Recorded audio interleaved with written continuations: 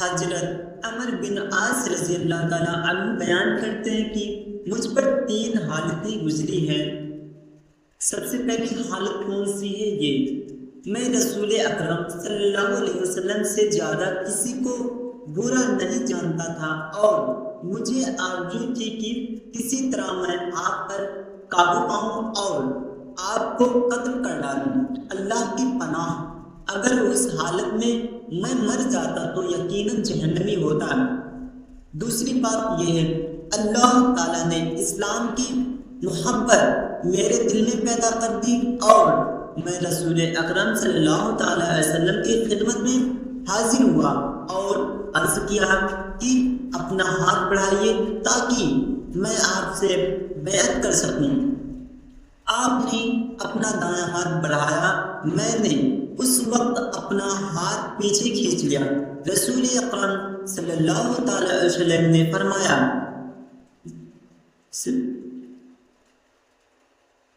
اے عمر تجھے کیا ہوا ہے؟ میں نے عرض کیا کہ میں شرط لگانا چاہتا ہوں۔ آپ نے فرمایا، کیا شرط ہے؟ میں نے عرض کیا، شرط یہ ہے کہ میرے پچھلے گناہ معاف ہو جائیں جو اب تک میں نے کیے ہیں۔ آپ نے فرمایا، عمر کیا تم نہیں جانتے کہ اسلام پچھلے تمام گناہوں کو مٹا دیتا ہے؟ اسی طرح حج بھی پچھلے تمام گناہوں کو مٹا دیتا ہے، اسی طرح ہجرت بھی پچھلے تمام گناہوں کو مٹا دیتا ہے۔ تیسری بات، رسول اکرم صلی اللہ تعالی علیہ وسلم سے زیادہ مجھ کو کسی سے محبت نہ تھی اور نہ میری نگاہ میں آپ سے زیادہ کسی کی شان تھی، اور میں آپ کے جلال کی وجہ سے آنکھ بھر کر آپ کو نہ دیکھ سکا تھا، اور اگر مجھ سے کوئی آپ کی صورت پوچھے تو بیان بھی نہیں کر سکتا، کیونکہ میں آنکھ بھر کر آپ کو دیکھ نہیں سکتا تھا، اور اگر میں اس حال میں مر جاتا تو امید تھی کہ میں جنتی ہوتا۔ بعد میں ہمیں چند ذمہ داریاں سونپ دی گئی، یعنی مجھے لوگوں کا امیر بنا دیا گیا۔ میں نہیں جانتا کہ ان کی وجہ سے میرا کیا حال ہوگا۔ جب میں مر جاؤں تو میرے جنازے کے ساتھ کوئی رونے چلانے والی نہ ہو اور نہ ہی آگ ہو۔ جب مجھے دفن کر چکو تو میری قبر پر مٹی ڈال کر اتنی دیر تک کھڑے رہنا جتنی دیر میں اونٹ ذبح کر کے اس کا گوشت تقسیم کیا جاتا ہے، تاکہ تم سے میرا دل بہلے اور میں تنہائی میں گھبرا نہ جاؤں، اور میں یہ بھی دیکھ لوں کہ میں اپنے رب کے فرشتوں کو کیا جواب دیتا ہوں۔ وضاحت، اس حدیث سے کئی باتیں معلوم ہوئی تھی۔ نمبر ایک ہے صحابہ کرام رضی اللہ تعالیٰ عنہ رسول اکرم صلی اللہ تعالی وسلم کی کس قدر عزت و احترام کیا کرتے تھے۔ نمبر دو، جنازے کے ساتھ رونے والی عورتوں اور آنکھ کو لے جانا منع ہے۔ قبر پر مٹی ڈالنا مستحب، اچھا اور پسندیدہ ہے۔ قبر پر بیٹھنا نہیں چاہیے، اگر بیٹھنے کی انتہائی ضرورت ہو تو کہیں اور بیٹھ جائیں، مگر کسی قبر پر نہ بیٹھیں۔ قبر میں موتوں کا امتحان ہوتا ہے اور فرشتے اس سے سوال کرتے ہیں۔ حدیث نمبر 31، حضرت عبداللہ بن ادریس رضی اللہ تعالیٰ عنہ فرماتے ہیں کہ جب یہ آیت کریمہ نازل ہوئی، ترجمہ میں ہے وہ لوگ جو ایمان لائے اور اپنے ایمان کے ساتھ ظلم کو نہیں ملایا۔ صحابہ کرام رضیدہ ہوئے تو میں نے آپ صلی اللہ علیہ وسلم کی خدمت میں حاضر ہو کر عرض کیا، اے اللہ کے رسول، ہم میں سے کون ایسا ہے جس نے اپنے نفس پر ظلم نہ کیا ہو، یعنی اس سے غصہ نہ ہوا ہو۔ رسول کریم صلی اللہ علیہ وسلم نے فرمایا، اس کا مطلب یہ نہیں جو تم خیال کر رہے ہو۔ اس آیت میں ظلم کا مطلب وہ ہے جو حضرت لقمان علیہ السلام نے اپنے بیٹے سے کہا تھا کہ اے میرے بیٹے، اللہ تعالیٰ کے ساتھ کسی کو شریک نہ ٹھہرائے، کیونکہ یہ بہت بڑا ظلم ہے۔ حدیث نمبر 32، حضرت عبداللہ بن عباس رضی اللہ تعالیٰ عنہ روایت کرتے ہیں کہ جب یہ آیت کریمہ نازل ہوئی، اگر تم ظاہر کرو یہ چھپاؤ جو کچھ تمہارے نفسوں میں ہے، اللہ تعالیٰ تمہیں اس کا حساب لیں گے، تو صحابہ کرام کے دلوں میں ایسا ڈر پیدا ہوا کہ اس سے پہلے کسی چیز سے ان سے دلوں میں ایسا ڈر پیدا نہیں ہوا تھا۔ رسول کریم صلی اللہ علیہ وسلم نے فرمایا، تم کہو کہ ہم نے سن لیا اور ہم نے اطاعت کی اور ہم نے مان لیا، پھر اللہ تعالیٰ نے ایمان کو ان کے دلوں میں بھر دیا۔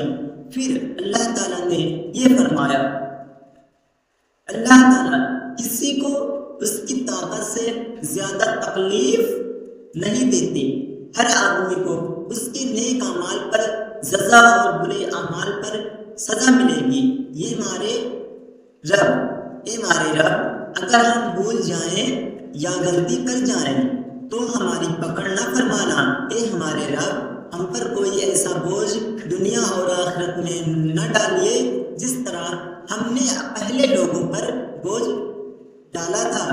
ہمیں معاف فرما دیجیے اور ہمیں بخش دیجیے اور ہم پر رحم فرمائیے، اور آپ ہی ہمارے مالک ہیں، پاس آپ کافروں کے مقابلے میں ہماری مدد فرمائیے۔ وضاحت، یہ بہترین دعا ہے، ربنا لا مؤاخذنا ان نسینا او اخطانا، ربنا ولا تحمل علینا اصرا کما حملته علی الذین من قبلنا، ربنا ولا تحملنا ما لا طاقت به واعف عنا واغفر لنا وارحمنا انت مولانا فانصر علی القوم الکافرین۔ بار بار روزانہ مانگے، خاص طور پر سوتے وقت۔ آپ صلی اللہ علیہ وسلم نے فرمایا، جس نے سورہ بقرہ کی آخری 2 آیتیں رات کو سونے سے پہلے پڑھی تو اس کے لیے یہ 2 آیتیں کافی ہیں۔ ان 2 آیتوں کی تلاوت کرنے والا پوری طرح اللہ کی حفاظت میں رہے گا، اور اس کے ساتھ ساتھ اس کو پوری رات کی نفلی عبادت کا ثواب بھی ملے گا۔ حدیث نمبر 33، حضرت ابو ہریرہ رضی اللہ تعالیٰ عنہ سے روایت ہے کہ رسول اکرم صلی اللہ تعالیٰ علیہ وسلم نے فرمایا کہ اللہ تعالیٰ نے میری امت کے لیے ان برے خیالوں کو معاف فرما دیا ہے جو صرف دل میں آئے، جب تک وہ اسے زبان سے نہ کہیں یا وہ برا عمل نہ کریں۔ وضاحت میں آ جاتا ہے، اس حدیث سے معلوم ہوا کہ ہر ایک قسم کا برا خیال اور برا ارادہ جو دل میں پیدا ہو وہ معاف ہے، چاہے وہ خیال اور ارادہ دل میں جم گیا ہو یا نہ جما ہو، یا تھوڑی دیر تک رہا ہو یا زیادہ دیر تک، ہر طرح سے وہ معاف کیا جائے گا۔ لیکن برا خیال یا ارادہ آنے کے بعد اگر کوئی اس پر عمل کر لے تو وہ گناہ ہے۔ حدیث نمبر 34، حضرت عبداللہ بن عباس رضی اللہ تعالیٰ عنہ سے روایت ہے کہ رسول اکرم صلی اللہ تعالیٰ وسلم نے فرمایا، اللہ تعالیٰ کا فرمان ہے کہ بے شک اللہ نیکیوں اور برائیوں کو لکھواتا ہے۔ پھر آپ نے بیان فرمایا کہ جو کوئی کسی نیکی کا ارادہ کرے پھر اسے کسی وجہ سے نہ پکڑ پائے تو اللہ تعالیٰ صرف ارادے کی بدولت پوری ایک نیکی لکھوا دیں گے، اور نیکی کا ارادہ کر کے اس کو کر بھی لے تو اس کے لیے 10 نیکیوں سے 700 تک بلکہ اور زیادہ بھی لکھی جائے گی۔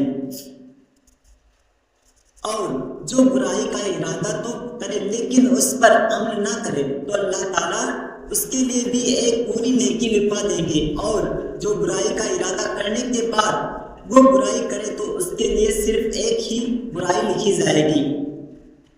وجاہت، نیکی کے بڑھنے کی کوئی انتہا نہیں، 700 تک اور اس سے بھی زیادہ اضافہ ہو جاتا ہے۔ نیکیوں کا زیادہ ہونا تقویٰ پرہیزگاری پر منشیر ہے۔ ایک غریب مسلمان جس کے پاس صرف 1 روپیہ بچا ہو، وہ پوری بچت خرچ کر دے تو وہ غریب اس امیر مسلمان سے زیادہ ثواب کا مستحق ہے جس نے پاس 1 لاکھ روپے بچت ہو اور وہ 10,000 روپے اللہ تعالیٰ کی راہ میں خرچ کر دے۔ اس لیے غربت میں بھی کچھ نہ کچھ خیرات کرتے رہنا چاہیے، چاہے وہ 1 روپیہ ہی کیوں نہ ہو۔ حدیث نمبر 35۔ حضرت ابو ہریرہ رضی اللہ تعالیٰ عنہ سے روایت ہے کہ صحابہ کرام رضی اللہ تعالیٰ عنہ میں سے کچھ لوگ نبی کریم صلی اللہ علیہ وسلم کی خدمت میں حاضر ہو کر عرض کرنے لگے کہ ہمارے دلوں میں کچھ ایسے خیال آتے ہیں کہ ہم میں سے کوئی ان کو بیان نہیں کر سکتا۔ آپ نے فرمایا کہ کیا واقعی تم اسی طرح پاتے ہو، یعنی گناہ سمجھتے ہو؟ صحابہ کرام نے عرض کیا جی ہاں۔ آپ نے فرمایا یہ تو اشپش ایمان کی نشانی ہے۔ حدیث نمبر 36۔ حضرت ابو ہریرہ رضی اللہ تعالیٰ عنہ سے روایت ہے کہ رسول اکرم صلی اللہ علیہ وسلم نے فرمایا ہمیشہ لوگ سوال کرتے رہیں گے یہاں تک کہ کوئی یہ بھی کہے گا کہ اللہ نے تو سب کو پیدا فرمایا، پھر اللہ تعالیٰ کو کس نے پیدا کیا؟ جو کوئی اس قسم کا شبہ دل میں پائے تو کہے کہ آمنت باللہ، میں اللہ پر ایمان لے آیا ہوں۔ وضاحت میں ہے اس قسم کے وسوسے اور شبہوں کو دل میں نکال کر اس کا خیال چھوڑ دیں اور اس کے دور ہونے کے لیے اللہ تعالیٰ سے بار بار دعا کرتے رہیں۔ آپ صلی اللہ علیہ وسلم نے فرمایا کہ وسوسے کا بہترین علاج یہ دعا ہے، اعوذ باللہ من الشیطان الرجیم، میں اللہ کی پناہ چاہتا ہوں شیطان مردود سے۔ حدیث نمبر 37۔ حضرت ابو امامہ رضی اللہ تعالیٰ عنہ سے روایت ہے کہ رسول اکرم صلی اللہ تعالیٰ وسلم نے فرمایا جو شخص جھوٹی قسم کھا کر کسی مسلمان کے حق پر قبضہ کرتا ہے تو اللہ تعالیٰ اس پر جہنم واجب اور جنت حرام کر دیتا ہے۔ ایک شخص نے عرض کیا اے اللہ کے رسول، اگرچہ میں معمولی چیز ہی کیوں نہ ہو؟ آپ نے فرمایا اگرچہ وہ پیلوں کے پیٹ کے ایک ساخ ٹہنی ہی کیوں نہ ہو۔ حدیث نمبر 38۔ حضرت ابو ہریرہ رضی اللہ تعالیٰ عنہ سے روایت ہے کہ ایک شخص رسول اکرم صلی اللہ علیہ وسلم کی خدمت میں حاضر ہوا اور عرض کیا اے اللہ کے رسول، اگر کوئی شخص میرا مال چھیننا چاہے تو میں کیا کروں؟ آپ نے فرمایا کہ اس کو مال مت دو۔ اس نے عرض کیا کہ اگر وہ لڑائی کرے تو؟ آپ نے فرمایا کہ تم بھی اس سے لڑو۔ اس نے عرض کیا اگر وہ مجھے قتل کر ڈالے تو؟ آپ نے فرمایا تم شہید ہوگے۔ اس نے عرض کیا کہ اگر میں اس کو قتل کر دوں تو؟ آپ نے فرمایا وہ جہنمی ہوگا۔ وضاحت میں اپنی اور اپنے گھر والوں کی جان یا مال بچانے کی پوری کوشش کرنی چاہیے، یہاں تک کہ چور یا ڈاکو اگر آپ سے لڑے تو آپ کو بھی حفاظت کے لیے لڑنے کی اجازت ہے۔ اگر آپ قتل کر دیے گئے تو شہید، اور اگر آپ نے اس کو قتل کر دیا تو آخرت میں آپ کی کوئی پکڑ نہیں ہوگی انشاءاللہ تعالی۔ حدیث نمبر 39۔ حضرت معقل بن یسار رضی اللہ تعالیٰ عنہ سے روایت ہے کہ رسول اکرم صلی اللہ علیہ وسلم نے فرمایا جس شخص کو اللہ تعالیٰ نے لوگوں کو حکمراں بنایا ہو اور اس نے ان کے حقوق کی ادائیگی میں خیانت کی تو اللہ تعالیٰ اس پر جنت حرام فرما دے گا۔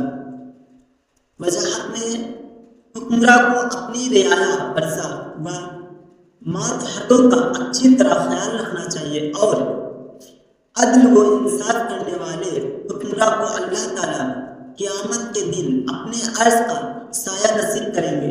یا اللہ ہمیں بھی ان لوگوں میں شامل فرما۔ حدیث نمبر 40 حضرت عبداللہ بن عمر رضی اللہ تعالیٰ عنہ سے روایت ہے کہ رسول اکرم صلی اللہ علیہ وسلم نے فرمایا کہ اسلام غربت میں غریب لوگوں سے شروع ہوا اور پھر غریب ہو جائے گا. صرف غریب لوگ ہی مسلمان رہیں گے اور آخری دور میں اسلام سمٹ کر دونوں مسجدوں مکہ اور مدینے میں آ جائے گا جیسے سانپ سمٹ کر اپنے خوراک بل میں چلا جاتا ہے. وسعت میں ایمان شروع اور آخر دونوں زمانوں میں اسی حال پر ہوگا کیونکہ شروع زمانے میں ایمان مکہ اور مدینہ میں ہی تھا.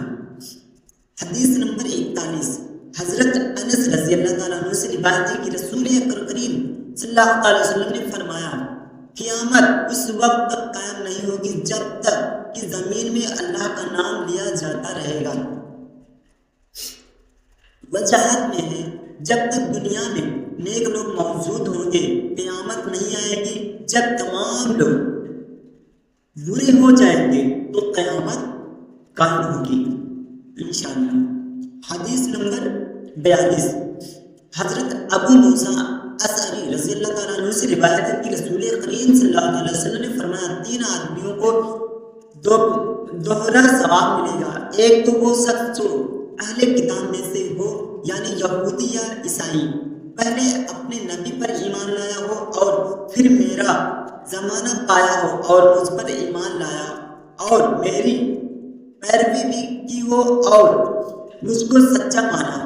اور دوسرا وہ غلام جو اللہ تعالیٰ کا حق ادا کرے یعنی اللہ کی عبادت کرے اور اپنے مالک کا بھی. اور تیسرا وہ شخص جس کی کوئی بادی ہو وہ اس کی اچھی طرح پرورش کرے اور اس کی تعلیم و تربیت میں بھی نمایاں کردار ادا کرے اور پھر اسے آزاد کر کے اس سے نکاح کر لے. حضرت ابو ہریرہ رضی اللہ تعالیٰ عنہ سے روایت ہے کہ رسول اکرم صلی اللہ علیہ وسلم نے فرمایا قسم ہے اس ذات کی جس کے ہاتھ میں میری جان ہے بہت جلدی عیسیٰ علیہ السلام آسمان سے اتریں گے میری شریعت کے مطابق حکم اور انصاف کریں گے. سلیم جس کی پوجا کی جاتی ہے اس کو توڑ ڈالیں گے اور خنزیر جس کا گوشت کھانے سے بیائی پھیلتی ہے اسی لیے اللہ تعالیٰ نے اس کو حرام قرار دیا ہے. تفصیل کے لیے میں آپ کو بتا دوں سورہ الانعام 66 آیت 145 کو قتل کر ڈالیں گے. آپ اس کو پڑھیں گے تو اس میں پورا ہے. تو میں آپ کو بتاؤں اس کو حرام قرار دیا ہے اور قتل کر ڈالنے کے لیے اور جزیے کو بند کر دیں گے. اونٹوں کو جو قیمتی مال ہے کھلا چھوڑ دیا جائے گا اور ان سے کوئی شخص کام نہیں لے گا. لوگوں کے دلوں میں کینہ بغض اور حسد نکل جائے گا. انہیں مال لینے کے لیے بلایا جائے گا مگر کوئی مال لینے نہیں آئے گا. وضاحت یہ سارے کام قیامت کے قریب ہوں گے اللہ تعالیٰ حکم سے. یہ سارے کام قیامت کے قریب ہوں گے لیکن اللہ تعالیٰ کے حکم سے ہی ہوں گے. حدیث نمبر 44 حضرت ابو ہریرہ رضی اللہ تعالیٰ عنہ سے روایت ہے کہ رسول اکرم صلی اللہ علیہ وسلم نے فرمایا جب تک سورج مغرب پچھم کی طرف سے نہ نکلے گا قیامت اس وقت تک قائم نہ ہوگی. پھر جب سورج پچھم سے نکلے گا اس وقت تمام لوگ ایمان لائیں گے اللہ تعالیٰ کی اتنی بڑی نشانی دیکھ کر. لیکن اس دن ایمان لانا اس شخص کو فائدہ نہ دے گا جو پہلے ایمان نہیں لایا تھا اور اس نے ایمان کی حالت میں نیکی نہیں کی تھی. حدیث نمبر 45 حضرت ابو ذر رضی اللہ تعالیٰ عنہ سے روایت ہے کہ رسول اکرم صلی اللہ علیہ وسلم نے ایک دن اپنے صحابہ سے فرمایا کیا تم جانتے ہو کہ یہ سورج کہاں جاتا ہے؟ انہوں نے عرض کیا کہ اللہ اور اس کے رسول زیادہ جانتے ہیں. آپ نے فرمایا سورج چلتا رہتا ہے یہاں تک کہ اپنے ٹھہرنے کی جگہ عرش کے نیچے آتا ہے، وہاں سجدے میں گر جاتا ہے۔ اس سجدے کا مطلب اللہ ہی جانتے ہیں، پھر اسی حال میں رہتا ہے یہاں تک کہ اس کو حکم دیتا ہے کہ اونچا ہو جا اور جہاں سے آیا ہے وہیں واپس لوٹ جا۔ وہ لوٹ جاتا ہے اور اپنے نکلنے کی جگہ سے پھر نکلتا ہے۔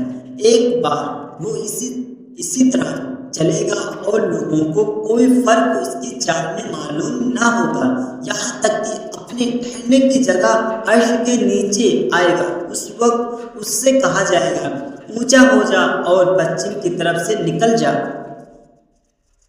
تو ڈوبتا ہے، وہ پچھم کی طرف سے نکلے گا۔ پھر رسول اکرم صلی اللہ علیہ وسلم نے فرمایا، کیا تم جانتے ہو یہ کب ہوگا؟ یعنی سورج کا پچھم کی طرف سے نکلنا یہ اس وقت ہوگا جب کسی کو ایمان لانا فائدہ نہ دے گا، جو پہلے سے ایمان نہ لایا ہو اور اس نے اپنے ایمان کی حالت میں نیک کام نہ کیے۔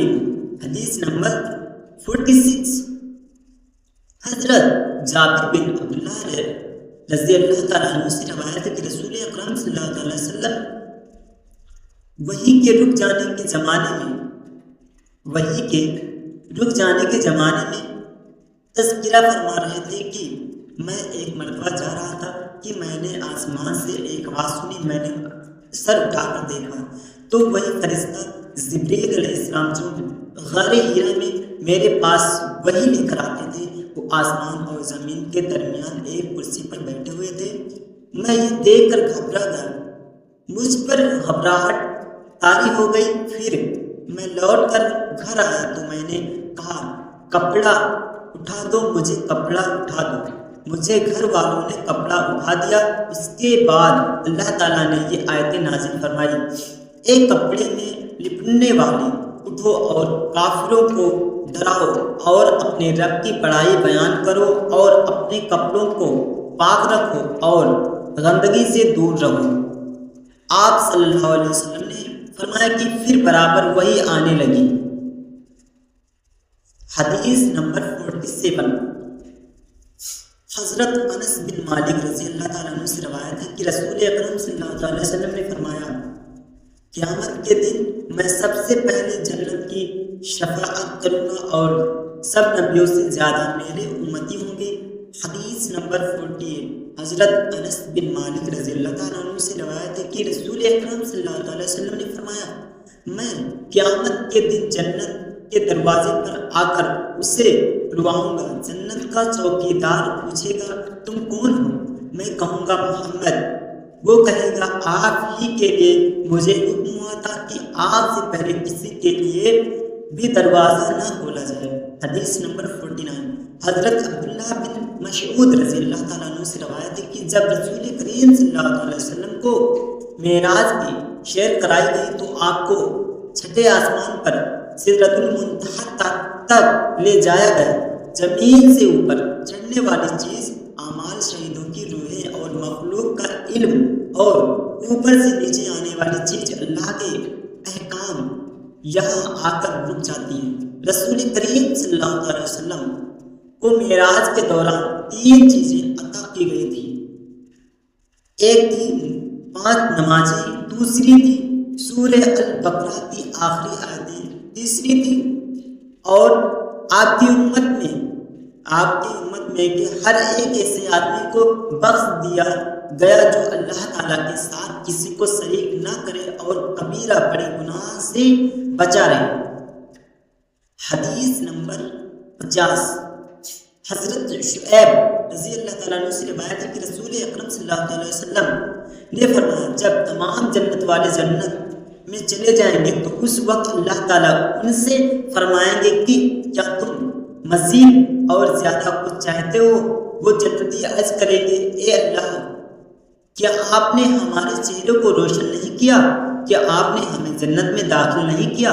کیا آپ نے ہم کو دوزخ سے نجات نہیں دی؟ رسول کریم صلی اللہ علیہ وسلم نے فرمایا، پھر اللہ ان کے اور اپنے بیچ سے پردہ اٹھا دیں گے اور جنتی اللہ تعالیٰ کا دیدار کریں گے تو ان کو اس دیدار سے زیادہ کوئی چیز پیاری نہیں ہوگی۔